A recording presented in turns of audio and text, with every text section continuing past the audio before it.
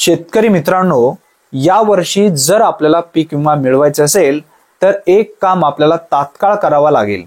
आता भरपूर अशा लाभार्थ्यांना या वर्षी पीक विमा का मिळाला नाही? गेल्या वर्षी जे लाभार्थी पीक विमाचा फॉर्म भरलेले होते त्यामध्ये काही लाभार्थ्यांना पीक विमा आला आणि काही लाभार्थ्यांना पीक विमा आला नाही। याचे मुख्य कारण काय? ते लाभार्थी क्लेम केले नव्हते। आता काही भागामध्ये सध्या खूप मोठ्या प्रमाणामध्ये पाऊस चालू आहे। या पावसामुळे तुमच्या शेती पिकांचं नुकसान झालंय। त्या नुकसानाची भरपाई जर तुम्हाला पाहिजे असेल तर क्लेम करणं गरजेचं आहे। गेल्या वर्षी जे लाभार्थी क्लेम केलेले होते त्या लाभार्थ्यांना कन्फर्म पीक विमा मिळालेला आहे। म्हणजे शेती पिकांचं नुकसान झालंय त्या नुकसानाची भरपाई करण्यासाठी एकतर क्रॉप इन्शुरन्स ऍपच्या माध्यमातून आपल्याला तक्रार करावी लागेल किंवा जो पीक विमा तुम्ही भरलेला आहे त्या पीक विमाच्या पावतीवरती एक टोल फ्री नंबर असेल त्यावरती कॉल करून तुम्हाला पीक विमा कंपनीला कळवणं गरजेचं आहे।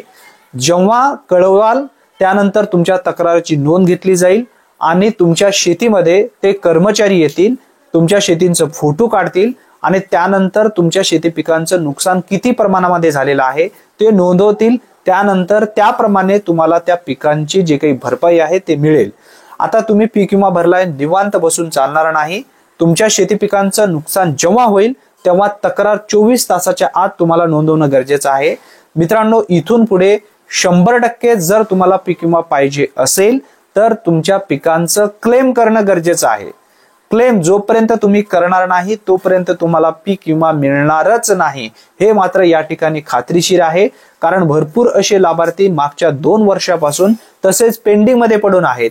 ते पीक विमा फॉर्म भरलेत, पीक विमा फॉर्म भरलाय म्हणजे आमचे काम संपला, ऑटोमॅटिक पीक विमा येईल, तर तसं नाही। पीक विमा फॉर्म भरलाय तरी तुम्हाला त्या ठिकाणी पीक विमाची क्लेम करावी लागेल जेव्हा तुमच्या शेती पिकांचं नुकसान होईल। यामध्ये कोणताही पीक असो, आता सध्या मूग काढणीला आलेला आहे। ज्यांनी मूग पीक विमा फॉर्म भरताना लावलेलं असेल, आता सध्या मूग काढणीला आलेला आहे। यावेळी आता पाऊस चालू असल्यामुळे त्या मुगामध्ये मोड येत आहेत। मग आता तुमचं नुकसान त्या ठिकाणी होत आहे ना, मग त्याची तक्रार तुम्हाला त्या मुगाची करणं गरजेचं आहे। तक्रार केला तर त्याची भरपाई तुम्हाला 100% मिळू शकते।